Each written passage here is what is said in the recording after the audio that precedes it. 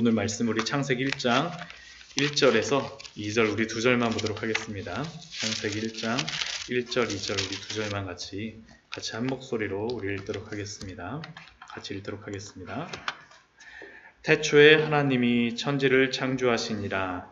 땅이 혼돈하고 공허하며 흑암이 깊음 위에 있고 하나님의 영은 수면 위에 운행하시니라. 아멘. 오늘부터 수요예배 시간에 저희가 창세기 말씀을 살펴보려고 합니다. 주일날 예배에는 마태복음을 중심으로 신약의 첫 권서부터 저희가 살펴보고 있는데, 수요일에는 구약의 첫 권인 창세기로부터 시작하여서 살펴보려고 계획하고 또한 그러한 마음을 가지고 있습니다.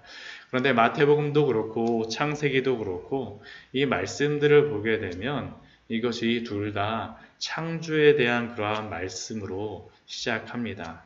마태복음은 아브라함과 다윗의 자손 예수 그리스도의 세계라라고 하면서 예수 그리스도가 만드시는 세계, 예수 그리스도가 창조하시는 세계가 어떻게 만들어지고 어떻게 이루어지고 있는지를 족보서부터 시작해서 이렇게 쭉 우리에게 알려준다라고 하면, 이 창세기의 그러한 말씀은 천지를 창조하시는, 진짜 창조하시는 것서부터 시작하는 것이 창세기의 말씀입니다. 그런데 우리가 이 창세기의 말씀을 우리 보기 전에 인간에게 있는 가장 근원적인 질문, 가장 본질적인 질문이 우리에게 있습니다. 그것이 무엇일까요? 사실은 이것으로부터 모든 철학도 시작하였었고, 사실은 인간의 그러한 모든 질문은 여기로부터 시작됩니다. 그 질문은 다른 것이 아니라 도대체 인간은 어디로부터 와서 어디로 가는가라는 그러한 질문입니다. 그리고 이 질문을 찾기 위해서 많은 사람들이 그 질문을 탐구해 왔고, 많은 철학자들, 많은 종교들이 여기에 대하여서 답을 주려고 합니다. 과학에서도 사실은 끝에 나와 가장 처음이자 마지막의 질문이 바로 이것이죠. 힌두교와 불교와 같은 그러한 경우는 여기에 대해서 무엇이라고 얘기합니까? 인간의 시작과 끝을 윤회로서 이야기합니다. 사실 이 힌두교와 불교는 시작과 끝이 없는 거죠. 우주와 인간의 인생이 윤회라고 하는 큰 수레바퀴 밑에서 돌고 돈다라는 것입니다. 때로는 인간으로도 태어나고, 때로는 가축으로도 태어나고, 때로는 왕으로도 태어날 수 있고, 때로는 아주 천한 그러한 사람으로 태어날 수 있고, 그리고 거기서의 구원이 무엇입니까? 불교의 구원은 석가모니와 같이 어떠한 깨달음을 얻음으로 말미암아 이 윤회의 수레바퀴에서 빠져나오는 것을 구원이라고 여깁니다. 그래서 이것에 대한 그들의 반응, 이 윤회라고 하는 그 이 운명의 수레바퀴에 대하여서, 이 운명에 대해서 반응하는 그들의 반응이 두 가지로 나타나죠. 첫 번째는 운명에 순응하는 것입니다. 인도에 가보게 되면 아예 가장 밑에 있는 불가축천민이라고 하는 그런 사람들은 어떻습니까? 아무리 그들이 그 어렵고 힘든 삶을 살아도 그냥 받아들입니다. 왜냐하면 이 윤회라고 하는 그러한 수레바퀴 밑에서 자기들은 그럴 수밖에 없다라고 생각하기 때문이죠. 순응해 버리는 것입니다. 그렇지 않으면 아까도 이야기했던 것처럼 그들은 구원을 받기 위해서 득도하기를 굉장히 힘씁니다. 참선을 행하거나 아니면 여러 가지 고행과 같은 아주 힘든 그러한 일들을 행하죠. 힌두교회 같은 경우에 고행을 하면서 이렇게 한쪽 팔만 들고선 평생 살아가고 팔이 내려오지 않는 그러한 성자도 있습니다. 그리고 우리나라 불교 같은 경우에도 이 참선과 고행을 통하여서 그들은 구원을 받고자 노력을 하는 거죠. 반면 과학에서는 그들도 이 질문에 대해서 찾고자 합니다. 이미 존재하고 있는 생물이라던가 그러한 동물에 대해서는 이 어디로부터 어디로 가느냐라는 그러한 것에 대해서 그들은 무엇을 이야기합니까? 진화를 이야기하죠. 진화. 어떠한 조그만 미생물서부터, 단세포 생물서부터 시작하여서 인간으로 다 이렇게 진화해 왔다라는 것들. 이것이 생물에 대한 그러한 시작이라고 한다면 우주에 대한 시작에 대해서는 그들은 무엇이라고 얘기합니까? 빅뱅을 이야기합니다. 어떠한 큰 폭발이 있음으로 말미암아, 빅뱅이 이루어짐으로 말미암아 오랜 시간이 지나면서 이렇게 됐다라는 거죠. 그런데 과학에서는 그렇게 빅뱅으로 이루어지는 우리의 존재에 대하여서, 진화로 인하여서 이렇게 이루어진 이러한 인간의 존재에 대하여서 그들은 그것이 답이라고 이야기하지만, 그 빅뱅이 시작되는 그 시점에 있었던 그 무엇에 대하여서는, 본래적인 시작에 대하여서는 답이 없습니다. 그러나 성경은 종교나 과학과 달리 그 시작과 끝에 대하여서 명확하게 이야기합니다. 오늘 저희가 읽었던 창세기의 1장 1절 말씀과 같이 하나님이 천지를 창조하셨다라고 말씀함으로 인간의 시작, 우주의 시작을 이야기하고, 요한계시록에서는 그 끝에서는 하나님의 심판이 있어 예수를 믿는 자에게는 영원한 축복과 복락이 있고 믿지 않는 자에게는 영원한 심판이 있다라고 우리에게 분명하게 말씀하죠. 이것이 바로 성경이 말씀하는 처음과 마지막에 대한 그러한 진리입니다. 이것에 대해서 이렇게 명확하게 이야기하는 것은 사실은 성경밖에 없습니다. 우리가 오늘 이제 창세기에 대하여서 살펴보게 될 터인데, 이 창세기의 본문을 살펴보기에 앞서서 창세기가 전체적으로 어떻게 구성되어 있는가에 대하여서 살펴보게 되면, 이 창세기의 말씀은 창조와 인간의 범죄, 그리고 또한 그 인간의 범죄에서 구원하고자 하는 하나님의 은혜가 번갈아 나오고 있는 말씀이 바로 이 창세기의 말씀입니다. 먼저 1장에서 3장까지의 그러한 내용은 무엇입니까? 먼저 1, 2장에서는 하나님의 창조에 대해서 말씀하시죠.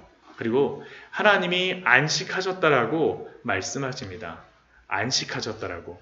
근데 이 안식하셨다는 것은 모든 것을 마쳤다라는 의미예요. 끝마쳤다라는 의미예요. 근데 그 안식이 끝마치고 안식하시는 게 깨지는 게 나옵니다. 그것이 더 이상 안식하시지 못하게 되게 되는 그 이유가 나와요. 그것이 무엇입니까? 3장 말씀에 보면 인간이 범죄하게 되죠. 아담과 하와의 범죄의 사건이 나오게 되는 것입니다. 그리고 그 이후에 나오는 그러한 말씀이 무엇입니까? 4장서부터 시작하여서 인간의 범죄가 아담과 하와로부터 시작된 그러한 인간의 범죄가 점점 확산되어지고, 또한 심판이 있는 그러한 내용이 바로 4장서부터 11장까지 이야기죠. 첫 번째, 아담과 하와의 아들이었던 가인이 또 다른 아들이었던 아벨을 돌로 쳐 죽이는 사건, 그리고 단순히 그것으로만 끝나는 것이 아니라 죄가 관영함으로 말미암아 하나님께서는 더 이상 그 죄를 보시지 못하고 홍수로서 모든 인간을 다 심판하십니다. 그리고 그 심판 이후에 노아에게 또다시 노아의 그러한 언약을 주심으로 말미암아 그들을 용서하시고 그들을 품어주시려고 하지만, 노아의 홍수에 벌어지는 일이 또 무엇입니까? 또다시 범죄하기 시작하죠. 그 이후에 이루어지는 일이 무엇입니까? 바벨탑을 세우고 하나님과 같이 되기를 원하는 인간의 모습들.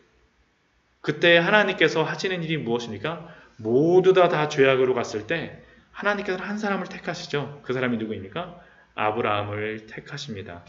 온 세상이 범죄한 중에 아브라함을 택하셔서 구원을 시작하시는 내용, 하나님의 은혜죠. 물론 모든 사람에게 다 그 구원이 다 한꺼번에 이루어지는 것은 아니지만, 하나님의 그 구원을 이루어가시는, 그 경륜을 이루어가시는 것이 바로 아브라함서부터 시작해서 그 다음에 그 구원의 일들이 누구에게 전수됩니까? 이삭에게 그것이 전수되고 이루어지고, 또한 그 이삭이 또한 누구를 낳습니까? 야곱에게 그 하나님의 언약, 그 구원의 은혜가 전수되고, 또한 그 이후에 야곱을 통하여서 12아들들, 요셉의 이야기가 바로 이루어지는 것이 바로 창세기의 말씀입니다. 그리고 요셉을 통하여서 출애굽기로 다 이어지게 되는 것이죠. 이 인류를 구원하시기 위한 하나님의 놀라운 은혜의 말씀이 또한 창세기라는 것입니다. 하나님의 창조와 인간의 범죄, 그리고 하나님의 은혜, 그것이 계속 교차되며 나오는 것이 바로 창세기의 말씀입니다. 오늘 저희가 보고자 하는 창세기 1장 1절 말씀은 이렇게 시작합니다. 같이 한번 읽어볼까요? 시작. 태초에 하나님이 천지를 창조하시니라. 근데 우리가 이 창세기 1장 1절서부터 시작하여서 이 창세기의 그러한 말씀을 읽을 때 우리가 명심해야 될, 주의해야 될 것이 있습니다. 그것은 무엇이냐면 이 창세기 1장과 2장의 창조의 내용은 하나님이 행하신 창조의 모든 것을 다 설명하지는 않는다는 사실입니다.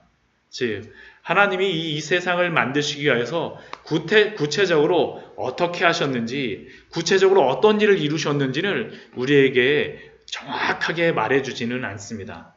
예를 들어서 어떤 사람이 이런 질문을 할 수 있어요. 사람이 흙으로 사람을 만드셨다라고, 하나님께서 사람을 흙으로 만드셨다라고 하는데 그 흙이 진흙인지 찰흙인지 아니면 여러 가지 것들을 섞은 흙인지 우리는 알 수 없습니다. 어떤 사람은 이렇게 생각할 수 있어요. 백인을 만들기 위해서는 하얀 흙, 백토를 가지고 만들고, 우리 같은 그러한 동양 사람들을 만들기 위해서는 진흙과 같은 그러한 찰흙을 쓰고, 또한 그 흑인을 만들기 위하여서는 까만 어떠한 그 색깔이 나는 그러한 흙을 사용했을까? 질문한다면 저희는 대답할 수가 없죠. 그러나 우리가 분명히 알 수 있는 것은 하나님이 창조하셨다라는 사실입니다. 결국 하나님이 설명하시는 것만큼만 우리가 알 수 있다라는 것이죠. 모든 것을 다 설명하시지 않으셨어요. 우리가 이것을 잘못 생각하게 되면 과학의 그러한 것을 가지고, 지식을 가지고 창세기를 재단하기 시작하면 사실은 답이 없습니다. 우리의 믿음이 떨어질 수가 있다라는 것이에요. 그러니까 우리가 창세기의 말씀은 하나님이 필요하신 내용을 우리에게 선언하시고 우리의 구원에 필요한 것들에 딱 알맞는 그러한 부분을 우리에게 알려주신다라고 우리가 믿고 수납하는 그러한 마음이 여기에 먼저 필요하다라는 것입니다. 먼저 우리 1장 1절 말씀, 우리 태초에라고 우리 그러한 단어로서 시작하는데 이것이 히브리어에서는 베레시트라는 그러한 단어입니다. 베레시트. 근데 이 베레시트라는 그러한 단어는 어떠한 단어냐? 이 태초에라는 이 베레시트라는 것은 히브리어 성경에서 가장 처음에 시작하고 그 히브리 성경의 창세기를 뭐라고 얘기하냐면 베레시트라고 이야기합니다. 첫 단어를 가지고 히브리인들은 그 성경의 그 이름을 이야기합니다. 베레시트. 근데 이 의미는 무엇이냐면 배가 무엇 안에라는 의미고 그 레시트라는 의미가 어디서부터 나왔냐면 로시라고 하는 것에서 나온 것입니다. 로시가 뭐냐면 머리예요, 머리. 그러니까 머리에. 근데 이 머리라는 게 어떤 의미가 있냐면 머리가 어떻습니까? 가장 처음에 시작되는 것이죠. 그렇죠. 그러니까 이게 베레시트 하게 되면 이게 가장 처음에, 그리고 이것을 태초에라는 그러한 의미로서 히브리인들은 사용하고 있습니다. 그런데 이 태초에라는 의미는 우리가 이해할 수 없는 시간의 개념으로서 하나님께서 태초라고 하는 시간에 천지를 창조하셨다는 것을 선언하는 것입니다. 아까 말씀드린 것과 같이 이것은 선언이에요. 이 태초가 무엇인가라는 것을 막 우리의 이성으로 재단하기 시작하면 사실은 답이 없습니다. 우리의 이해를 벗어난 그러한 시간입니다.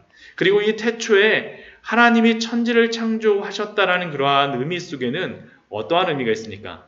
하나님이 이 태초라고 하는 시간 이전서부터 있었다라는 그러한 의미를 이 안에 내포하고 있는 것입니다. 결국 이 시간이라고 하는, 태초라고 하는 이 시간도 하나님의 창조물 속에 한 가지라는 것을 우리는 인정해야 됩니다. 시간도 하나님께서 창조하셨습니다.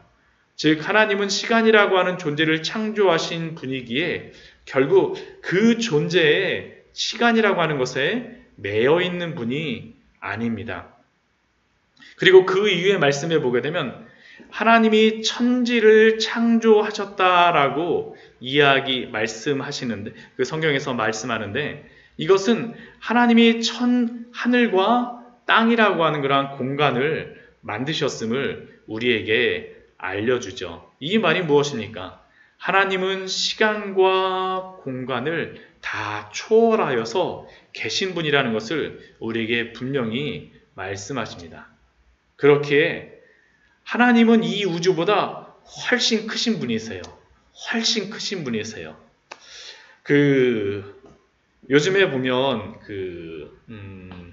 보이저 2호인가 1호인가요? 그게 우리의 태양계를 벗어나는 일이 행성계를 벗어났다라고 합니다. 근데 이것이 보이저 1호하고 2호가 있는데, 근데 먼저 그 행성계를 벗어난 그러한 보이저가 있었는데, 그 보이저가 그 행성계를 벗어나면서 어떻게 했냐면 사진을 한 장 찍었어요. 그래갖고 그 사진을 지구로 다 전송해 줬습니다. 근데 이 사진을 보고 칼 세건이라고 하는 그러한 사람이 코스모스라고 하는 책에서 그것을 이 지구가 굉장히 조그맣게 나와 있는데, 그것을 지구를 보면서 무엇이라고 얘기했냐면 창백한 푸른 점이라고 지구를 표현하였습니다.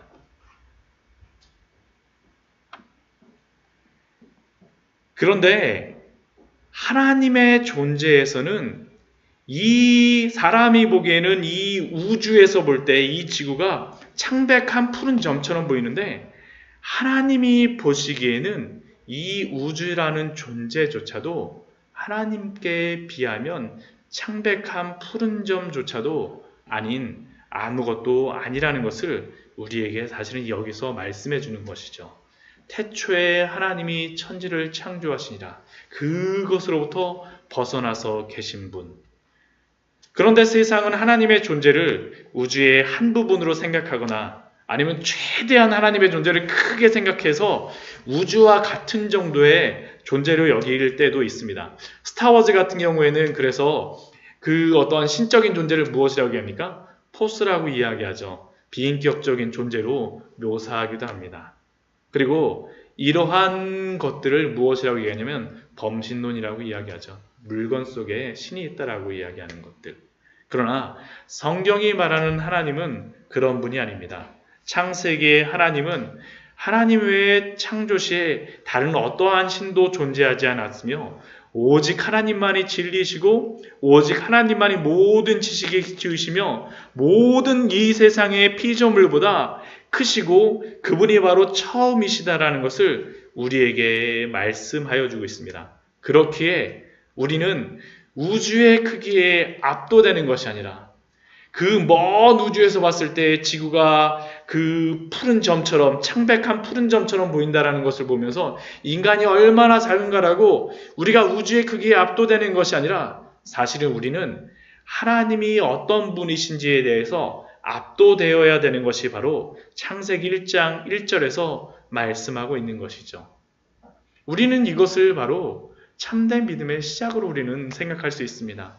이 어떠한 세상의 큰 것 앞에 우리가 보잘것없다라고 하는 것이 아니라 하나님의 그 크심 앞에 우리의 존재가 어떤지를 아는 것들, 그것이 바로 여호와를 경외하는 것이다라고 우리는 또한 생각할 수 있을 것입니다. 그리고 2절 말씀을 보게 되면 이 하나님이 창조하실 때 땅이 혼돈하고 공허하였다라고, 그리고 흑암이 깊음이 있었다라고 묘사합니다. 어떤 사람들은 이 말씀을 보면서 1절 말씀에서 태초에 하나님이 천지를 창조하셨는데 창조하신 그 땅이 왜 땅이 혼돈하고 공허하며 흑암이 있지? 라고 질문을 하기도 합니다. 그래서 어떤 사람들은 이것을 설명하기 위해서 1절과 2절 사이에 큰 시간적인 간격이 있었다라고 말하기도 합니다. 그래서 그들은 1절에서 하나님이 천지를 창조하셨는데 그 2절에서 1절과 2절 사이에서 사탄의 타락이라던가 어떠한 어둠의 영향으로 첫 번째 창조가 다 파괴되었다라고 추측하기도 합니다. 그리고 1절과 2절 간격 사이에서 사탄의 기원과 어둠의 기원을 찾아서 설명하기도 하죠. 만약 여러분들 중에 이런 질문을 그럼 1절과 2절 사이에 무엇이 있었습니까? 라고 저에게 질문한다면 저는 어떻게 대답을 할까요? 저의 대답은 사실은 잘 모른다입니다. 아까 제가 처음에 창세기 우리 들어오면서 1장 1절 말씀하면서 말씀드렸던 것과 같이 비슷합니다. 우리가 성경을 보면서 반드시 인정해야 될 원칙이 무엇입니까? 그것은 성경이 말해주는 곳까지만 우리가 최대한 이해하며 가야 된다는 것입니다. 성경이 말해주지 않는 부분에서는 우리는 반드시 멈추어야 합니다. 만약 우리가 성경이 말해주지 않는 곳까지 전진하여 간다라고 한다면 우리는 2단이나 아니면 3단에 빠지기 십상이죠. 성경이 말하는 곳까지만 가십시오. 만약 우리의 이해가 필요하다면 하나님께서는 우리에게 성경을 통하여서 더 알려주셨을 것입니다.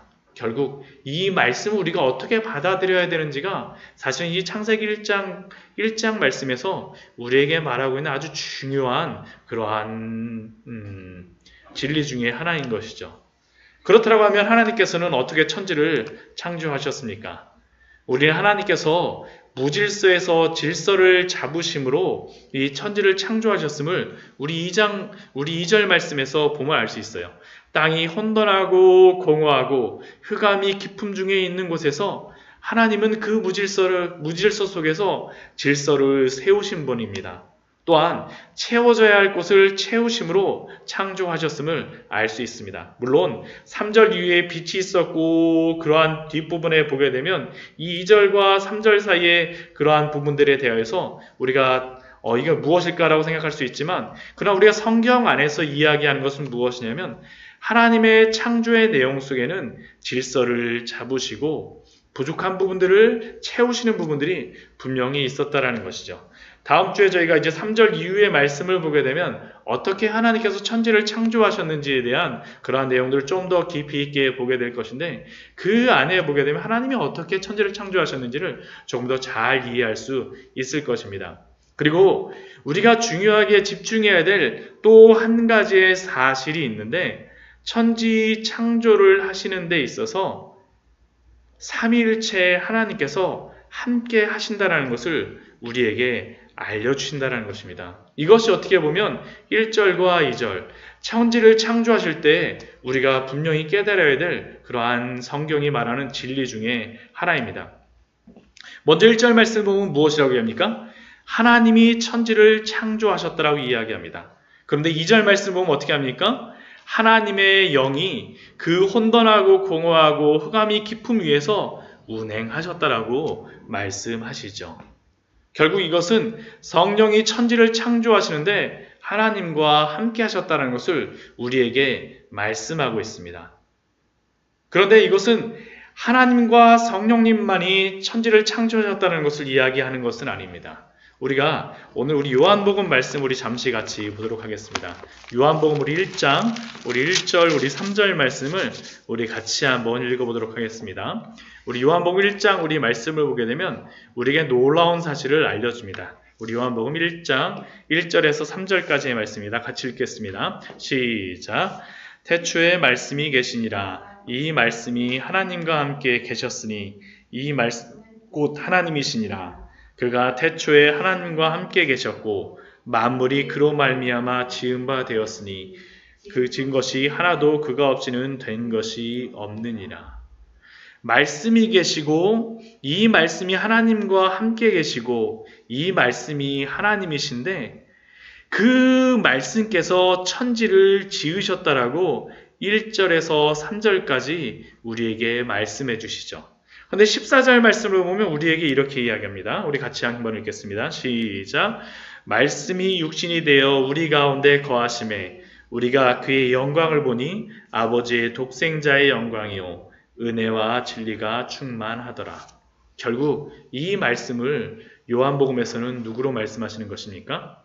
바로 예수 그리스도가 하나님과 성부 하나님과 성령 하나님과 함께 천지를 창조하셨음을 우리에게 말씀하고 있는 것이죠.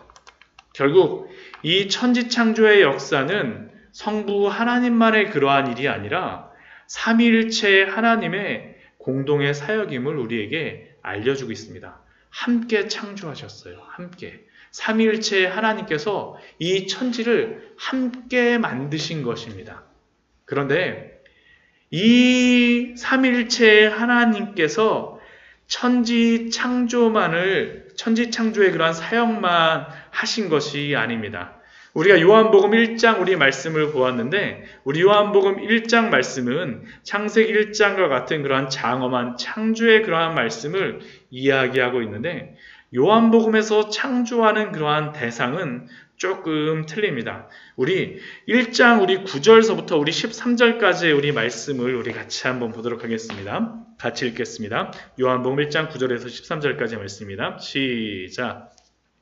참빛 곧 세상에 와서 각 사람에게 비추는 빛이 있었나니 그가 세상에 계셨으며 세상은 그로 말미암아 지은 바 되었으되 세상이 그를 알지 못하였고 자기 땅에 오매 자기 백성이 영접하지 아니하였으나 영접하는 자 곧 그 이름을 믿는 자들에게는 하나님의 자녀가 되는 권세를 주셨으니 이는 혈통으로나 육적으로나 사람의 뜻으로 나지 아니하고 오직 하나님께로부터 난 자들이니라. 아멘. 우리 먼저 9절 말씀에 보면 참 빛이 있었다라고 이야기를 해요. 그 빛이 사람에게 비춥니다. 그러자 어떤 일이 일어납니까? 하나님을 영접하는 12절 말씀을 보면 영접하는 일들이 벌어지게 돼요. 그리고 혈통으로나 육적으로나 사람으로는 사람의 뜻으로는 나지 아니하지만 오직 하나님께로부터 난 자들, 결국 하나님께로부터 난 자는 무엇입니까? 새로 태어난 자죠. 이것을 우리 신학적으로 우리가 무엇이라고 얘기합니까? 중생입니다. 거듭남이죠. 삼위일체 하나님께서 태초에 천지를 만드셨을 뿐만 아니라 이 거듭남의 역사도 하셨다라는 것입니다. 결국 이 이야기는 무엇입니까? 거듭남, 하나님께로부터 나는 것, 구원받는 것도 결국 창조라는 것입니다. 그리고 이 창조 거듭남의 역사는 성령 하나님의 역사세요. 아까 우리 13절 말씀에서 하나님께로부터 난 자라고 이야기하는데 하나님이 나게 하셨어요. 근데 신약 성경을 보게 되면 이 일은 성령님이 주관하셔서 하는 일입니다. 그리고 이것을 이루시는 분이 누굽니까? 실제적으로 이러한 것들을 이루시는 분이 누굽니까? 예수 그리스도입니다. 결국 우리의 구원도 삼위일체 하나님의 사역이라는 것이죠. 즉 요한복음은 천지 창조뿐만 아니라 우리의 구원, 거듭남을 재창조의 역사로 보고 삼위일체 하나님께서 그 일을 하듯이 우리에게 그러한 천지의 창조 일을 하듯이 우리에게 이루시겠다라는 약속을 주시는 것이 바로 이 말씀입니다. 그런데 우리가 이 말씀을 묵상하게 되면 큰 은혜가 있습니다. 태초에 천지를 창조하신 성부 하나님께서 그리고 성자 예수님과 그 혼돈하고 공허한 그 흑암 위에 운행하셨던 그 성령 하나님께서 혼돈하고 공허하여 죄와 허물로 죽은 우리를 살리시기 위하여서 약속하여 주셨다는 것입니다. 살리셨다는 것입니다. 천지를 창조하신 하나님께서 오늘도 우리의 삶을 창조하고 계시다는 것이죠. 그래서 이 요한복음의 말씀은 재창조의 역사들이 계속 나옵니다. 우리 말씀을 한번 우리 뒤에 보게 되면 니고데모 같은 경우에도 보십시오. 자신은 예수님을 믿을 수 없는 사람이었습니다. 그 사내들인 공회에 속하였고 누구보다도 배운 사람으로서 예수님을 영접할 수 없는 사람이었었지만 그러나 하나님이 세상을 이처럼 사랑하사 독생자를 주셨으니 이는 그를 믿는 자마다 멸망하지 않고 영생을 얻게 하려 하심이니라고 말씀하시면서 그 니고데모에게도 하나님의 그 구원이 이루어짐을 우리에게 말씀하시죠. 또한 요한복음 4장에서는 어떻습니까? 5번이나 결혼해서 실패한 그 여인, 세상에 소망 없고 자신이 죽을 것과 같은 그 여인을 어떻게 하십니까? 하나님이 살려주시죠. 우리 5장 말씀에도 보면 어떤 일들이 있습니까? 베데스다 연못에서 38년 동안 누워서 아무 희망이 없던 사람, 누가 베데스다 연못에 나만 넣어주기를 바랬던 그 사람을 예수님께서 어떠하십니까? 일어나 내 자리를 들고 걸어가라 하심으로 말미암아서 그의 그러한 모든 것들을 다 고쳐주심이 아닙니까? 희망 없던 사람을 살려주시는 거죠. 죽었던 영혼을 살려주시는 겁니다. 우리 8장 말씀에도 나오는 그러한 내용이 무엇입니까? 간음한 여인, 돌로 맞아서 곧 죽어야 돼요.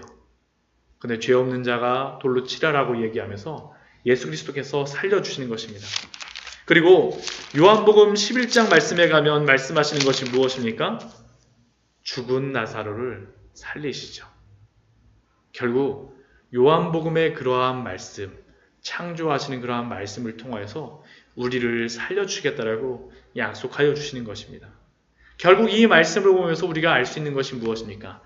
태초에 천지를 창조하신 그 하나님께서 땅이 혼돈하고 공허하며 흑암 위에 깊음 위에 있는 그 땅과 같은 우리의 인생들, 사람을 무엇으로 만드십니까? 흙으로 만드시죠. 땅에 있는 흙으로 만드시죠.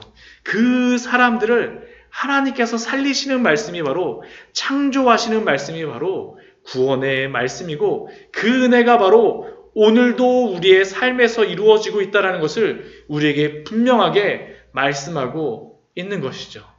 그러니까 우리가 어떻게 해야 됩니까? 그 삼위일체 하나님께 돌아와야 되는 것입니다. 그 하나님께서 우리를 창조해달라고 구해야 되는 것입니다. 말씀을 정리하도록 하겠습니다. 태초에 천지를 창조하신 그 삼위일체 하나님은 우리도 창조하십니다. 우리와 함께 하십니다. 임마누엘 되어주십니다. 그 은혜를 누리십시오. 그 은혜 안에서 사십시오. 정말 우리의 인생이 땅과 같이 혼돈하고 공허하고 흑암이 깊음이 있는 것 같을지라도 뜻하신 그 하나님께서는 모든 것들을 이루실 것입니다. 그 은혜 안에 승리하시는 그 기쁨을 누리시는 우리 광야의 샘 모든 성도님들 되어지기를 주님의 이름으로 축원합니다. 같이 기도하도록